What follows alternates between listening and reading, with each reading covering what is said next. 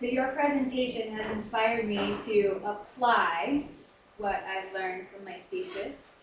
So I would like to invite you all to participate in a little Qigong breathwork exercise because I'm feeling a little nervous about what it means to present this information and what it means to be complete. And so if you'd like to join me, go ahead and stand. Okay.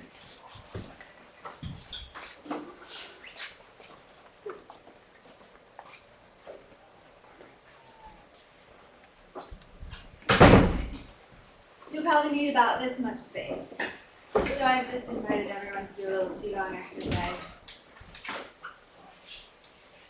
Okay, the first step to this is to really feel your feet on the ground. Just to have the sense of standing. Allow your knees to bend ever so slightly and tuck your pelvis just enough to where you feel your spine kind of align itself. Draw your shoulders up to your ears. Inhale, hold your breath a second, and as you exhale, slowly release your shoulders, allowing the experience of your muscles to relax, be your full experience.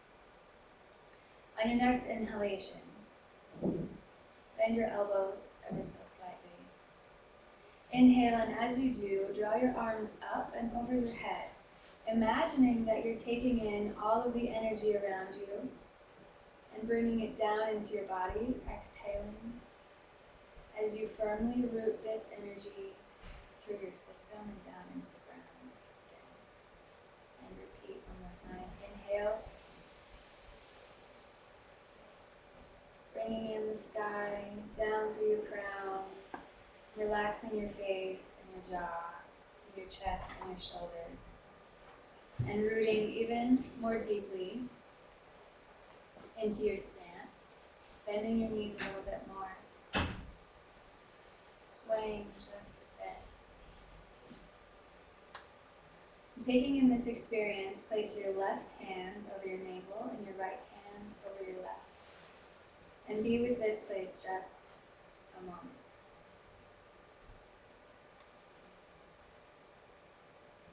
When you feel ready, come back into the room, bring your full presence here. Thank you for doing that with me.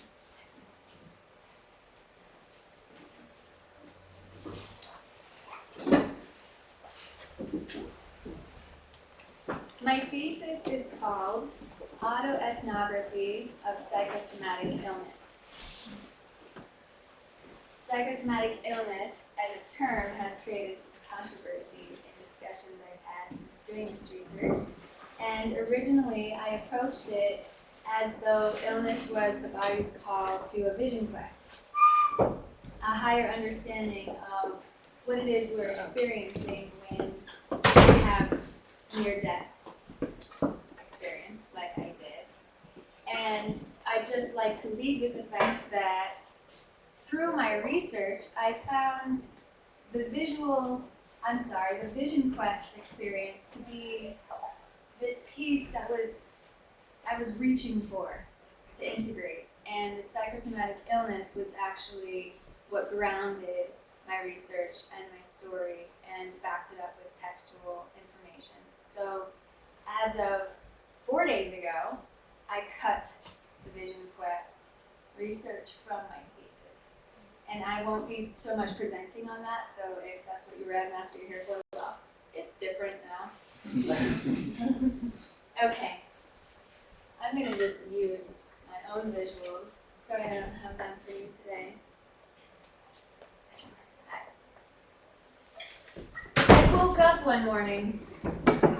I don't remember what day it was, but what I do remember about that day is that it changed my place in the world, literally, because as I got up from the bed and walked to the bathroom, I was hit by a dizzy spell. The room spun and fell away. My vision went dark, and I collapsed on the floor. I was carried later that week to the doctor's office and placed on his table.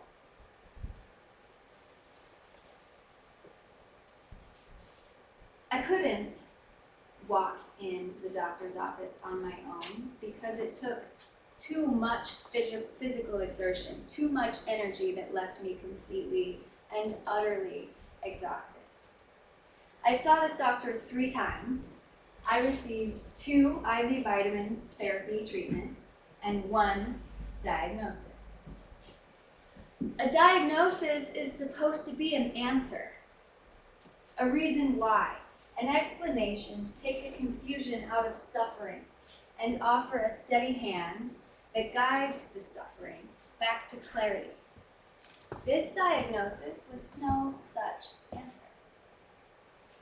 Adrenal exhaustion? That's what you're telling me? The doctor also handed me what my mind at the time perceived as a death sentence.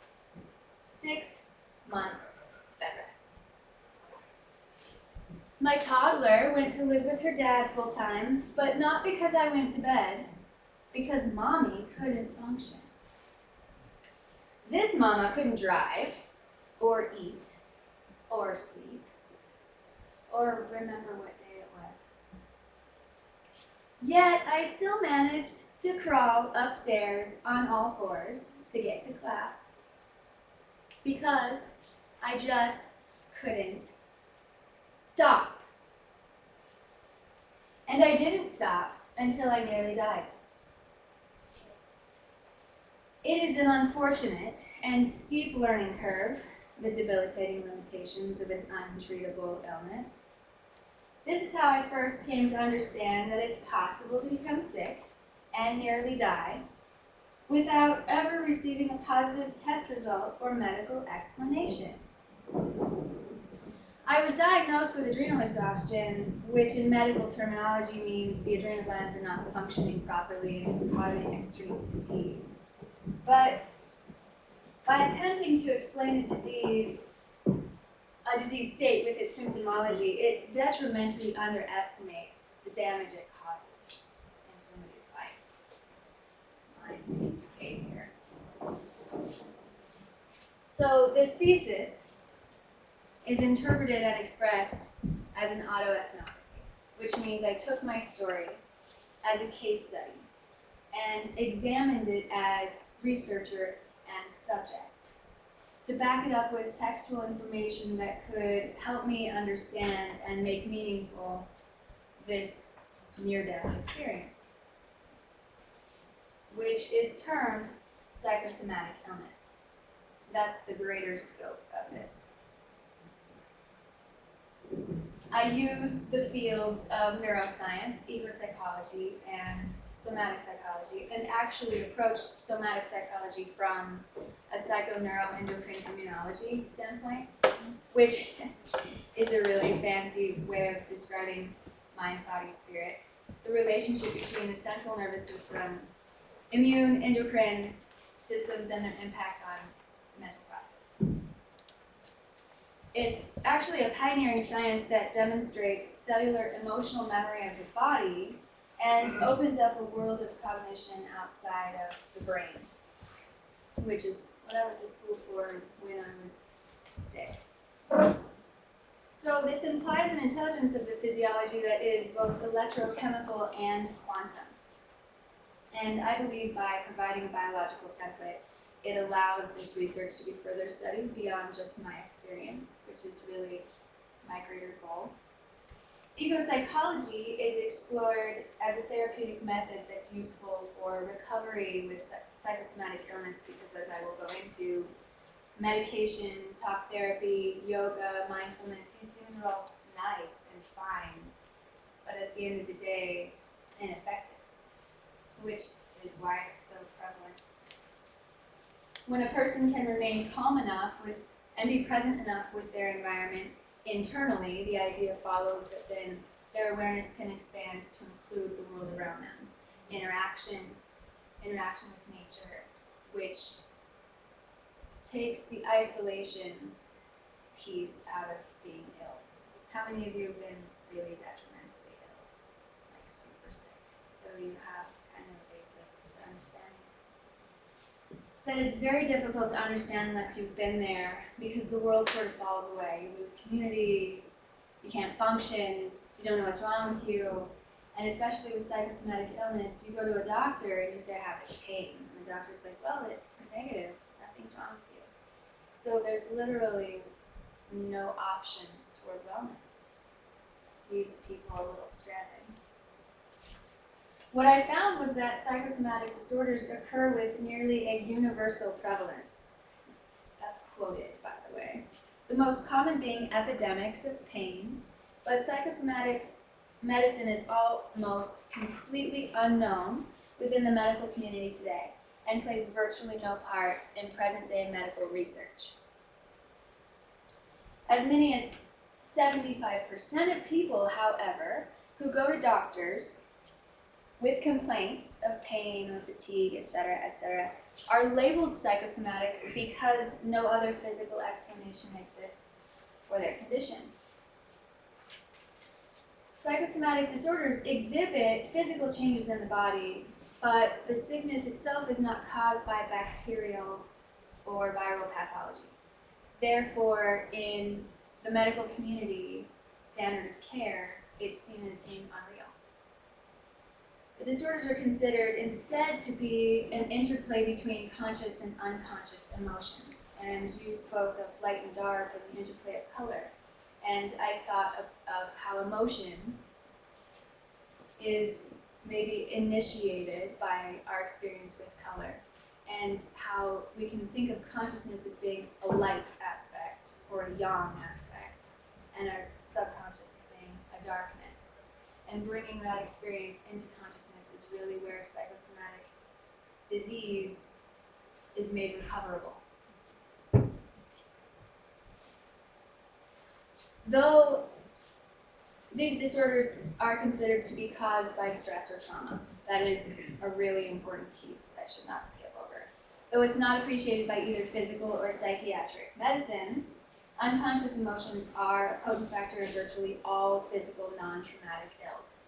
Traumatic here being used to describe virus and bacteria.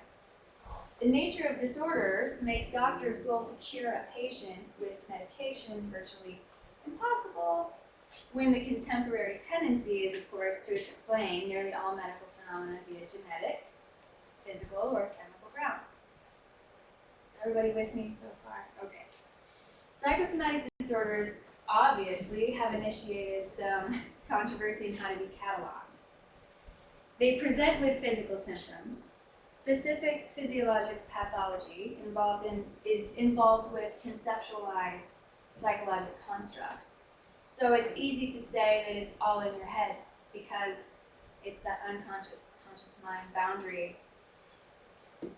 So this means that they're classified so far as a mental disorder rather than a physical disorder, even though they present with physical problems. But they're not made up in the imagination. You don't go to the doctor and say you have pain when you don't really have pain.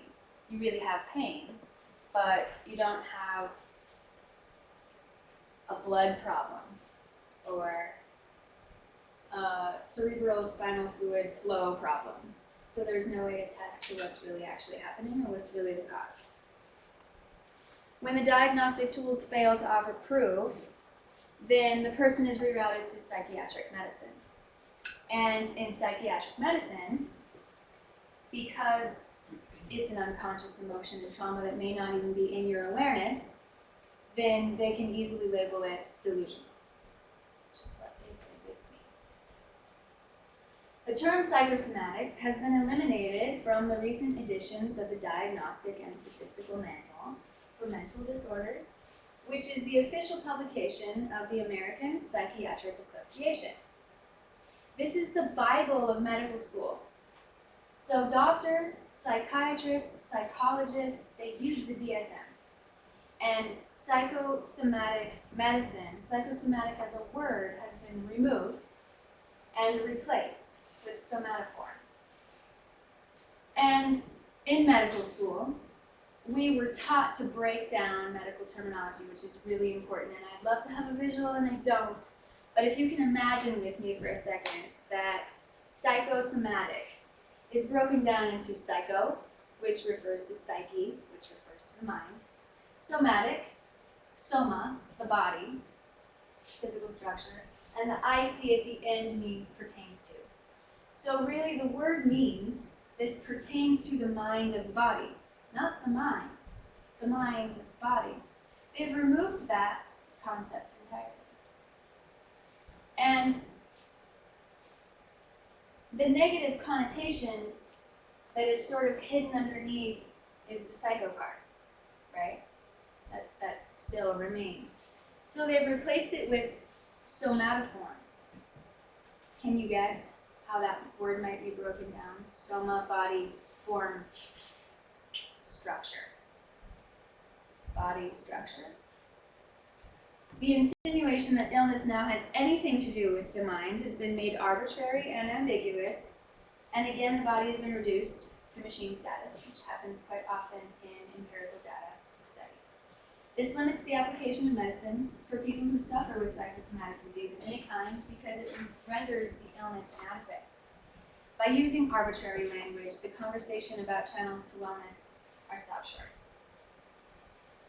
In this research, I examined the variables of Western culture, particularly American culture, and medicine that make psychosomatic disease possible. I found that it's perpetuated by cultural beliefs. Initially, I approached this project thinking that illness was a vision quest, as I mentioned, and it felt inauthentic to focus more on that development when psychosomatic disease in this country is such a big catastrophe. I'll go so far as to say that, with 75% of people being put on medication with psychosomatic disorders. So the considerations that I've come out of this project with, I have 3. If you remember nothing else, remember this from this project. Unconscious emotions, stress and trauma impact health and actually can cause disease, because memory occurs at the cellular level. The second thing, American medical culture perpetuates psychosomatic illness through its denial of emotions and trauma and stress as being a cause of disease. And eco-psychology is a therapeutic tool effective in the treatment of psychosomatic disease because it brings the experience back into the body, the experience of the senses. So you don't actually have to process every traumatic emotion that you've ever experienced. The body has its memory that doesn't make sense to your cognition, and it's best to leave that part out. It's best to let the unconscious do what it does through your senses. That way you're not re-traumatized. It's a theory behind that. Emotions left neglected can in fact cause illness, as I've mentioned, but the expression of them can actually boost immunity. So if you have anger and you feel angry and you get angry, your immune system is boosted by the fact that you're being in that entirety, what I call in that entirety. This idea, though, caused so much controversy in medicine that Wilhelm Reich's life's work was burned in a bonfire by the US government and the FDA because he suggested that repressed emotion caused cancer. Chronic stress and unprocessed emotion is thought to be the foundation of psychosomatic disease by trauma researchers, and now Candace Pert is a major pillar in this research because she showed how emotions are chemically based and neuropeptides affect ligands, affect cells, affect synapses that train our bodies to hold on to specific memories, particularly traumatic ones.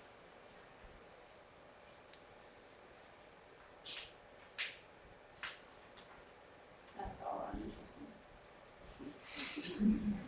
Approximately 2%, only 2% of our body's intelligence occurs across the synaptic connection. Synaptic connection is brain cells, neural cells, which occurs central nervous system, heart, and GI tract in a few places. So that's 3 places, 2%. This, while the rest of it occurs at the interface of the cellular membrane. So synaptic connection, somatic intelligence, cellular membrane that holds the body's memories is an entire network of our system, happens in every cell in the entire body. And this is significant because it plays a particular role in how trauma is recorded and retained. I refer to trauma because my personal history leading up to the collapse on the floor was riddled with trauma. Sexual trauma, homelessness, abandonment, and I wasn't able to process those things. So it came to a period of time where I had just gone and gone and gone, that my body expressed this on its own.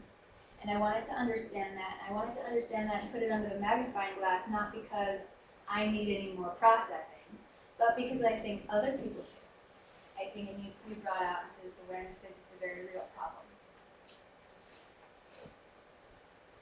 I would also like to offer that the spectrum of health and disease change according to the interpretation of society and social belief. And it's intrinsically variable from person to person. So culturally, psychosomatic illness has been pushed into tiny categories that lack scientific investigation. Mainstream medicine, however, is aware that emotions and stress can worsen a disease process. So they admit that, but they completely deny that emotional states can be the cause of disease. I interviewed 3 practitioners from 3 different modalities in medicine. One being Western medicine. She is a gynecologist. The second, a Chinese medicine doctor, who was my professor, and a medicine man from the Andes, the Kogi tribe in the Andes. The Chinese medicine doctor and the medicine man absolutely, without a doubt, said, of course, stress gets locked in the body and disease comes first through the effects of the heart being the 5th brain, the way we process emotion there. And the allopathic medicine doctor said, absolutely no way stress has anything to do with disease. We're not any more stressed out than we've ever been. So it's interesting, this cultural dynamic, which is really where I think the bigger picture of psychosomatic disease rests. So we can bring it down to the cellular membrane, and we can also extrapolate out into a cultural problem.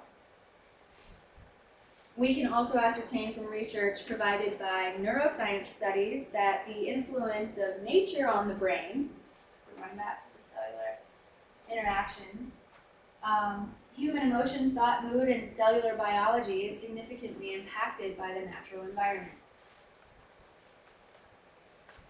That's part of my ecopsychology research. However, rather than approach it textually, ecopsychology means our experience with nature and how it affects cells, and the sound of birds lowers, cortisol levels in the blood.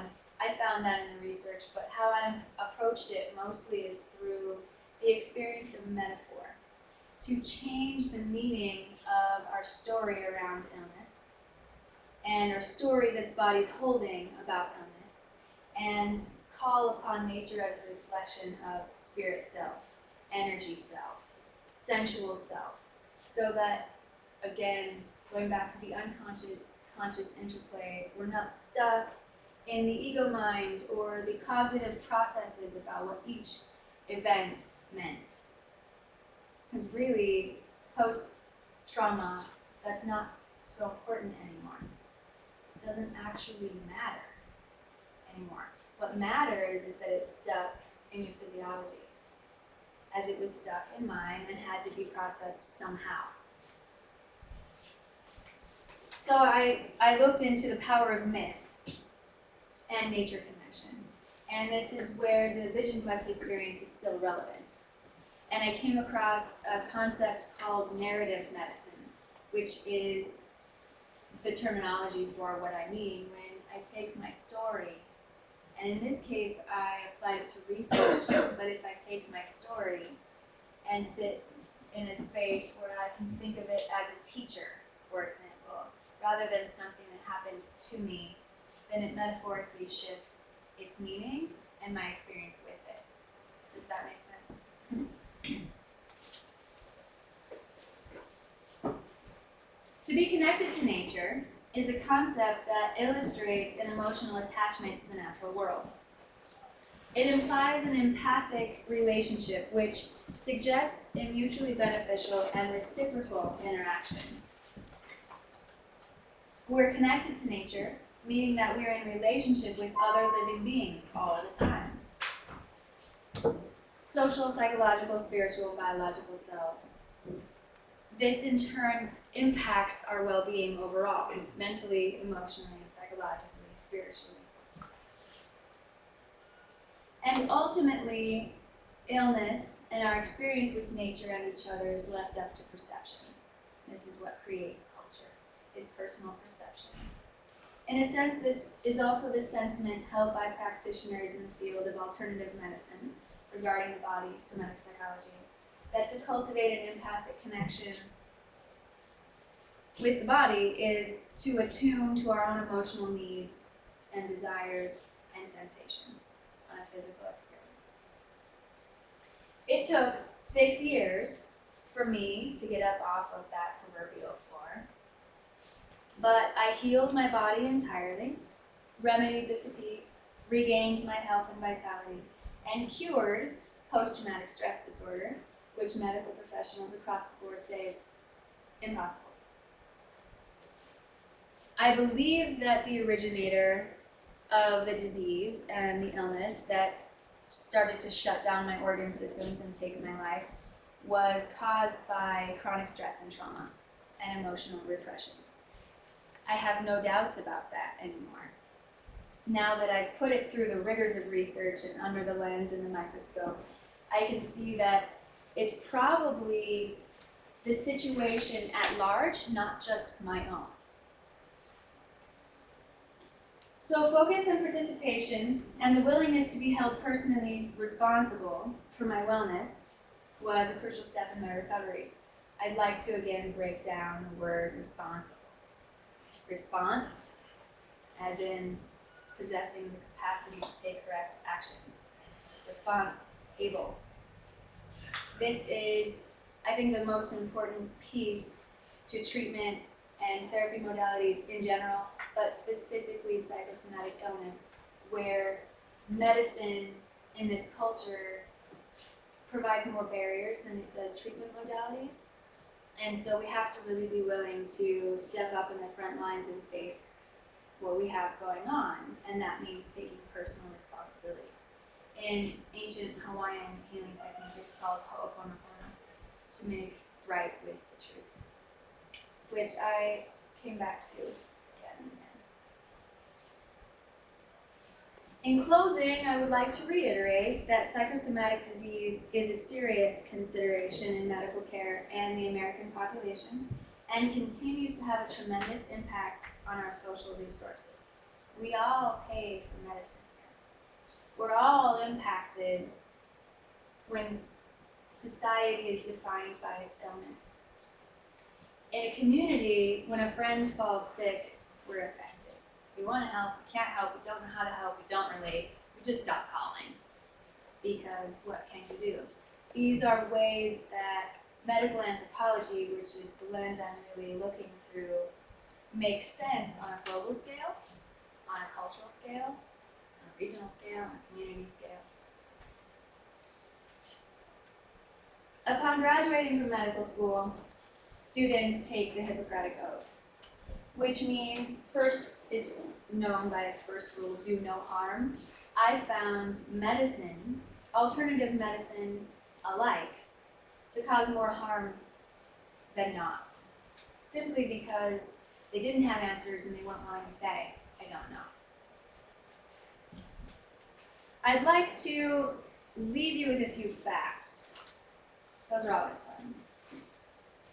About fatigue, adrenal fatigue, because I've talked about psychosomatic illness, but specifically the diagnosis I was given was adrenal fatigue, which means you have the rash on your skin is dermatitis. There's no real explanation for that. Fatigue is the second most common reason for primary care visits in this country, second only to pain. pain is considered an epidemic. Fatigue is now also considered an epidemic. We think of Ebola as being an epidemic. Fatigue involves physical changes in musculoskeletal, endocrine, nervous, digestive, immune systems, cognitive function, judgment, reflexes, and psychology. So when I was tired, I was definitely anxious. I was definitely isolated and alone and depressed and terrified. As I was dealing with the aftermath of post-traumatic stress disorder, I definitely felt insane. But medication was the last thing that I needed. It was the last thing that was going to be helpful, and it was the first thing that was prescribed, medication, for anxiety and things like that. Those are secondary symptoms, however. Chronic fatigue syndrome is an artificially constructed diagnosis lacking objective reality. This makes the diagnosis itself a therapeutic error. So the doctor's responsibility, the practitioner's responsibility to help by giving this diagnosis means you have this, good luck. Many cases of fatigue are due to endocrine burnout and maladaptive response to stress, which is what my specific story I can relate to. And there are 5 stages of fatigue, the last being the most severe, and it can actually shut down your system enough to take your life. But many actual medical conditions and explanations exist for fatigue. You could have a tumor, you could have repressed emotion, you could have diabetes. See what I mean? There's many reasons for fatigue. Fatigue is just a symptom in itself. Common pathological syndromes include systemic inflammation, post-traumatic stress disorder, food intolerance, just to name a few, insomnia. If it is true that symptoms, affective or physical, hysterical or psychosomatic, serve as a defense against powerful emotions in the unconscious mind that are striving to become conscious or that are being repressed because of their emotionally painful nature, then the power of unconscious emotions to induce physical symptomology is an area in medicine that deserves specific attention. This has been my experience with medicine. I studied it for 13 years, and then I became a patient and studied it from that side of the fence. And I feel actually that this process has helped me identify very clear points of access to actually help people through it. And I hope to further that research. So thank you all for listening. Do you have any questions? I'm happy to answer. I have a question. Yes. So thank you for explaining the eco-psychology portion more of it, because I'm actually in a class for that right now.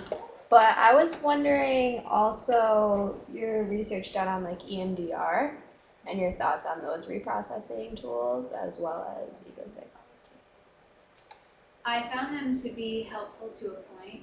I feel like everything is helpful to a point. It all has its place. And it seems that the most effective way to approach therapeutic models is in a specific order. And it entirely depends on your worldview and where you're coming from, which order would make most sense. For me, it was kind of at the end that I experienced that, and actually eco-psychology was the very last piece where I went, oh yeah, that was helpful. But I think that that can be useful in a greater framework, because the problem I see is that we don't just call it out and name it. This is psychosomatic, this is an unconscious reprocessing. So it can bring up a lot of stuff. And if practitioners and patients alike aren't ready for that stuff, there's like working backwards from that diagnosis. Yeah, there's going to be a limited therapy response because it will shut down systems rather than continue to help them reprocess. That's what I found. Does that answer your question? Anybody else? I know you want to, yeah. well, without going into all the things about the Vision Quest as a therapy model, how did that kind of come about? Was that did you feel like that was a therapy that you had already thought of, or did you feel like it was separate and then realize it was therapy later? I felt like I was cheating. I studied in med school. I was also an apprentice for a medicine man and a Lakota storyteller, and so I had all these aspects. And then as I was putting together this project and going through the practicum and doing the pieces, I was like, let's just do this. I can reprocess, whatever. But it was sort of a, let's throw it in and see what happens. And that's why I eventually cut it, because it didn't feel authentic anymore. It didn't feel like a therapy modality. It felt like something that might be useful after I have a greater understanding of what that was. Because when you're approaching a traumatic situation, let's say, from a particular perspective, and you're still unwilling to let go of this particular story around it, like I almost died, I lost everything. Vision Quest is at risk of further embedding those ideas rather than freeing up those ideas. My experience. And second question is, have you looked into any epigenetics around some of these issues? Because it seems like that might be a way of changing the perception of the role of stress and how it works on that chemical level and cellular level that you're talking about. No, epigenetics, what is that? Well, it's that it changes under certain circumstances. Genes will behave differently than they will in different circumstances. So genes don't just, what they're finding is that genes don't just express themselves mechanically, but they're changed by the environment. So sometimes they'll express under stressful situations where they wouldn't have before. And so certain cellular, all the way down to the cellular level, things do change because of the situation we're in. So that actually that our behavior and certain things genetically can actually be passed on somewhat that are based on our experience. I touched on that a little bit. I didn't know it was called epigenetics, but the quantum research touched on that a bit. The ecopsychology research touched on that a bit, that our genetics can be affected by the environment, quantum, cellular memory. So that's, I think, a huge arena to further investigate, yeah. Well, thanks. Thank you so much for Thank